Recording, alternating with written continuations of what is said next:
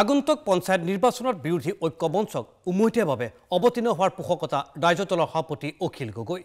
লখিমপুৰত এক সংবাদমেলযোগে বিৰোধী ঐক্য মঞ্চৰ প্ৰতি এই বিশেষ আহ্বান ৰাজ্য দলৰ সভাপতি আৰু শিৱসাগৰৰ বিধায়ক অখিল গগৈ। সংবাদমেলত অখিল গগৈয়ে লগতে কয় যে 2024 চনৰ লোকসভা নিৰ্বাচনত বিজেপি বিৰোধী সৃষ্টি হৈছে। নতুন প্ৰজন্মৰ শিক্ষিত সমাজ খিলঞ্জীয়া ৰাইজ এবাৰ বিজেপিৰ বিৰুদ্ধে থিয় দিছে। 2026 চনৰ বিধানসভা নিৰ্বাচনত বিজেপি চৰকাৰৰ বিৰুদ্ধে একেলগে থিয় দিয়াৰ সংকল্প লৈ 16টা বিৰোধী দলক একত্ৰিত হোৱাৰ আহ্বান জনালে অখিল গগৈয়ে। তেওঁলোকক আমি আহ্বান জনাওঁ যে আহক আমি সকলোৱে মিলি 2026 চনৰ নিৰ্বাচনটো একেলগতে খেলোঁ, 2024 চনৰ পঞ্চায়ত নিৰ্বাচনটো একেলগে খেলোঁ আৰু 2026 চনত আমি স্বৈৰতান্ত্ৰিক হিটলাৰী গুণ্ডাগিৰি কৰা বাক স্বাধীনতা হৰণ কৰা অসমৰ গোটেই গণতান্ত্ৰিক ব্যৱস্থাটো ভাঙি চিনি শেষ কৰি দিয়া আমি বিজেপি দলটোক সম্পূৰ্ণৰূপে ক্ষমতাৰ পৰা বিতাড়িত কৰোৱা হওক, সকলোৱে ঐক্যবদ্ধভাৱে যুঁজোৱা। আনে NSPC নামনি সুবনশী জলবিদ্যুৎ প্ৰকল্প সন্দৰ্ভতো অখিল গগৈৰ মন্তব্য।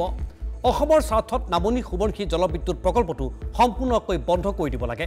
প্ৰাকৃতিকভাৱে 164 বিধ মাছ থকা সুবনশী নদীত জলবিদ্যুৎ প্ৰকল্পৰ নিৰ্মাণৰ বাবে জৈৱ বৈচিত্ৰ্য ধ্বংস হৈছে বুলি মন্তব্য আগবঢ়ালে লখিমপুৰত অনুষ্ঠিত সংবাদমেলত অখিল গগৈয়ে।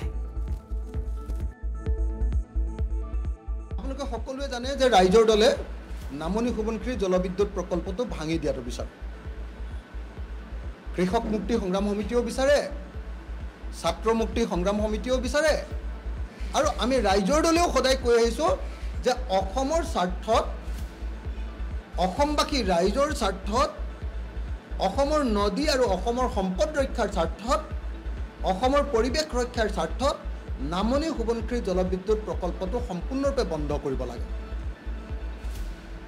আপোনালোকে বাৰম্বাৰ দেখি আহিছে যে নামনি সুবনশীৰ জলবিদ্যুৎ প্ৰকল্পটোত যিকোনো সময়তে অঘটন ঘটি আছে। শেহতীয়াকৈ আকৌ এজন মানুহৰ শ্ৰমিকৰ মৃত্যু হ'ল।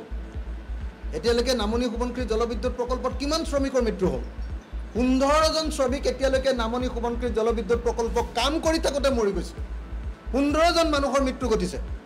যিটো প্ৰকল্প সম্পূৰ্ণ হোৱাৰ আগতে 15জনমান শ্ৰমিকৰ মৃত্যুবৰণ কৰিলে, সেইটো প্ৰকল্প বাৰু য'ত অসমে পাবলগীয়া একো নাই। 2000 মেগাৱাটৰ পৰা 25 মেগাৱাটৰ বিজুলী ফ্ৰী পাব। ইফালে মোদী মন্ত্ৰীসভাক লৈ অখিল গগৈৰ গুৰুত্বপূৰ্ণ মন্তব্য।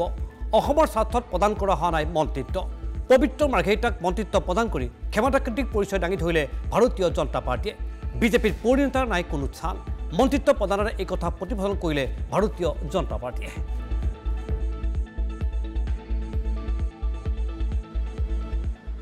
আমি সকলোৱে দেখিছোঁ যে যেতিয়া বিজেপি চৰকাৰ গঠন হ'ল, যেতিয়া বিজেপিৰ পক্ষত মানুহৰ ঢৌ আহিলে, তেতিয়া জইন কৰা মানুহবিলাকক এতিয়া ৰাজ্যিক মন্ত্ৰীৰ পদবী দিয়া হৈছে। কিন্তু বিজেপিৰ পুৰণা যিবিলাক নেতা আছিলে সকলোকে বঞ্চিত কৰা হৈছে। অসমত মন্ত্ৰীসভাত যি স্থান লাভ কৰিছে এইটো হ'ল বিজেপিৰ ভিতৰৰ ক্ষমতাকেন্দ্ৰিক লবিকেইটাৰ প্ৰকাশৰ বাহিৰে অসমৰ স্বাৰ্থত কিবা এটা কৰাৰ প্ৰশ্নটোক লৈ নহয়, আনকি বিজেপি দলৰ স্বাৰ্থত কাম কৰাও নহয়, বৰং এই যে নতুন কংগ্ৰেছী মানুহবিলাকে বিজেপি দলটোক গ্ৰাস কৰি পেলালে, এইবাৰ কেন্দ্ৰীয় মন্ত্ৰীসভাত তাৰহে প্ৰতিফলন আমি কেৱল দেখিবলৈ পালোঁ। এয়া অখিল গগৈ আজি গুৰুত্বপূৰ্ণ সংবাদমেল লখিমপুৰত, আৰু তাতেই প্ৰতিফলিত হ'ল কেতবোৰ গুৰুত্বপূৰ্ণ বিষয়, বিশেষকৈ বিৰোধী ঐক্য মঞ্চ পঞ্চায়ত নিৰ্বাচন একেলগে খেলাৰ বাবে আহ্বান জনালে অখিল গগৈ।